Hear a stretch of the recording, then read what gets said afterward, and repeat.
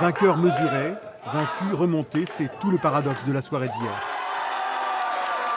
D'abord le temps de la joie chez les partisans nantais d'Emmanuel Macron, auquel fait face la relative désillusion des militants de Marine Le Pen à Nantes, convaincus que leur heure viendra un jour. Ça n'est pas la victoire, mais c'est tout de même 8 points de plus qu'en 2017. C'est compliqué d'imaginer Marine Le Pen arriver au pouvoir en France. Non, je pense que ça fait peur aux gens et que justement, ils veulent bloquer parce qu'ils veulent continuer à gérer leur histoire. Elle est trop bonne. On vous sent en colère ce soir?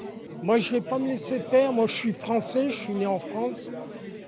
Mais les étrangers, je vais les dresser. Dédiabolisation de la droite extrême. Dédiabolisation du président candidat des riches, chacun son combat. Merci à vous. La bataille des législatives a commencé sitôt le résultat de la présidentielle connue. Le militant, il est très heureux ce soir. Le citoyen, il considère qu'il y a une grande responsabilité qui commence dès demain. Comment vous les voyez, vous, les législatives? On s'ouvre à la gauche, on s'ouvre à la droite? On s'ouvre à la droite et à la gauche, en marche. Maintenant, il va falloir convaincre les gens, leur dire allez, participez aux législatives, on peut vous entendre, on peut vous écouter.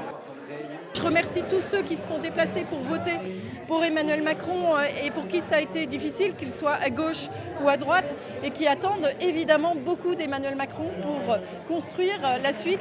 Probablement réinvestie par LREM dans sa circonscription de Nantes 2, Valérie Opelt aura face à elle, entre autres, Nicolas Gasnier pour le Rassemblement national. C'est le troisième tour.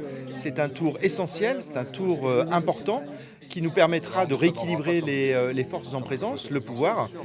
À Nantes, Emmanuel Macron a recueilli plus de 80% des suffrages exprimés.